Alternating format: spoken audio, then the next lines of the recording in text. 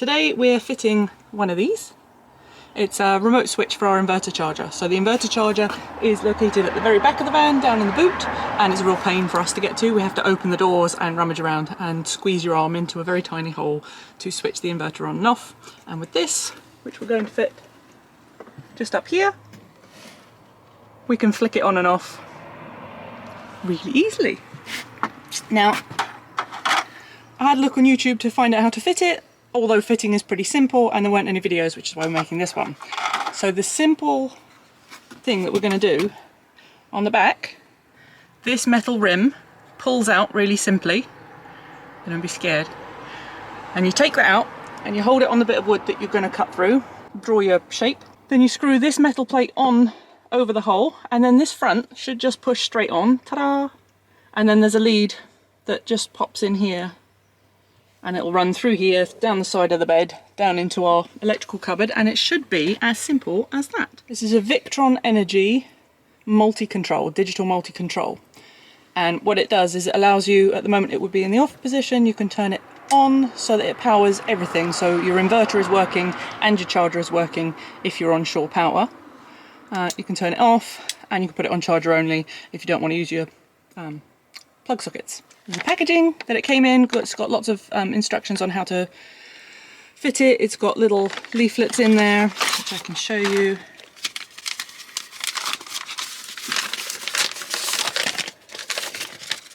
So it shows you how to fit it, and you can use this to measure out where you're going to cut.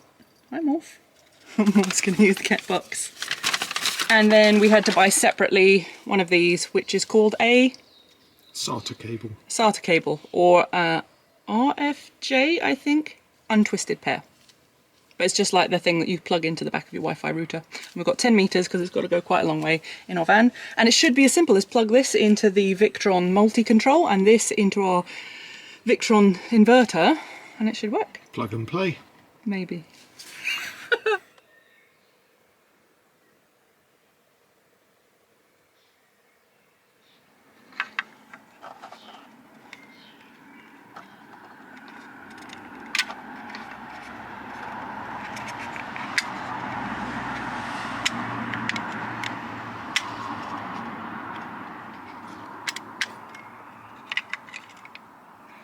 There we go, and that's what you're going to use to cut the hole. Our first job is to unscrew this. We need to take the whole thing off so that we can measure and mark and then cut with a jigsaw, because the jigsaw won't get around this angle here. And we put it on pretty strongly because it's part of our shower. It's got about 2, 3, 4, 50,000 screws.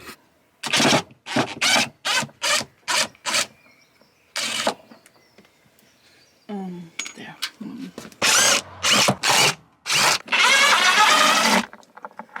Please say we haven't glued it on. Please say we haven't glued it on. Is it? Yep. Brilliant.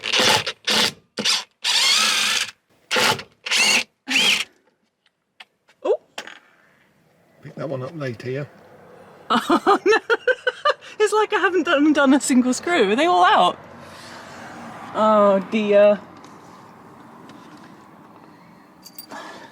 If you ever build out a van, screws are fine. Just screws, never glue. Never ever glue. The state of that. We're probably going to break it when we wrench it back off. That's your job. Okay. Oh!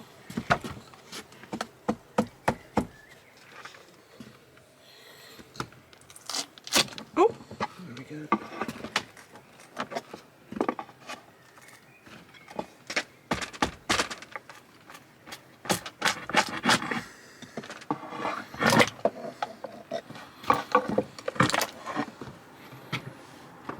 That was glued on.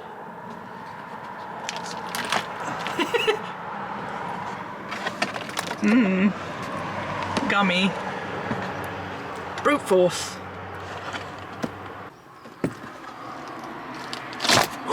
Hey!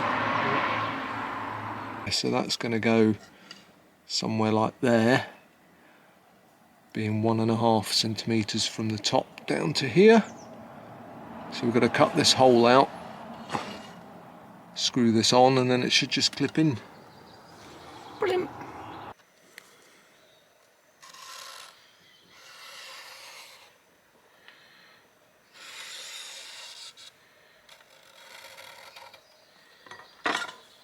And what's the trick of cutting a hole in the middle of a bit of wood? So you're going to drill 4 holes in the corner, So big enough for my jigsaw. So you can fit the jigsaw in it.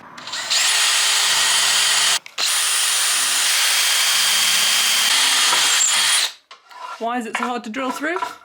Because it's teak. There you go. It's solid wood. Yeah, teak's particularly tough. There we go. Tough teak. Perfect.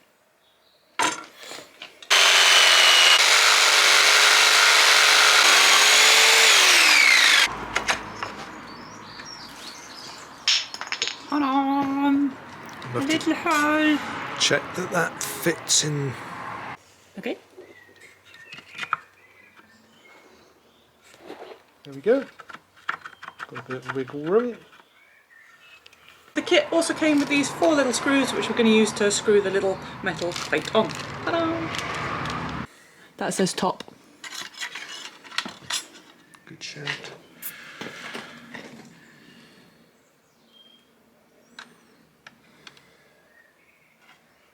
We would have fitted it upside down. That'd be so us.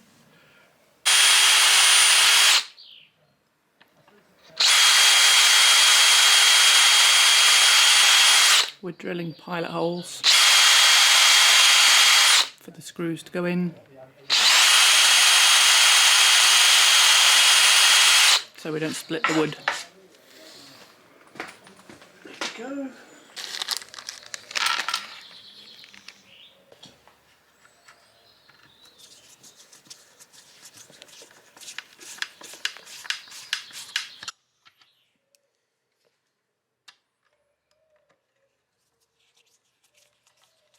So.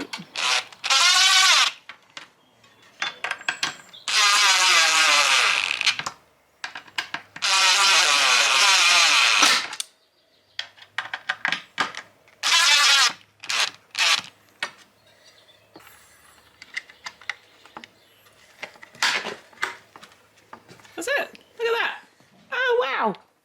See the underneath? And see the front. Hey, we did it! So this is the end of the cable. It's going into that little slot there. And I'm going to clip it in now before we put the bit of wood up, because there's no chance we'll be able to do it afterwards. So that literally just pushes in. There we go. So that's it, in position. I'm just getting ready to screw the board back on. So I've got to stand here holding it like a lemon. So just screwing the plate back on. Just nice and easy because they're going straight into the little holes. It's not. Woo.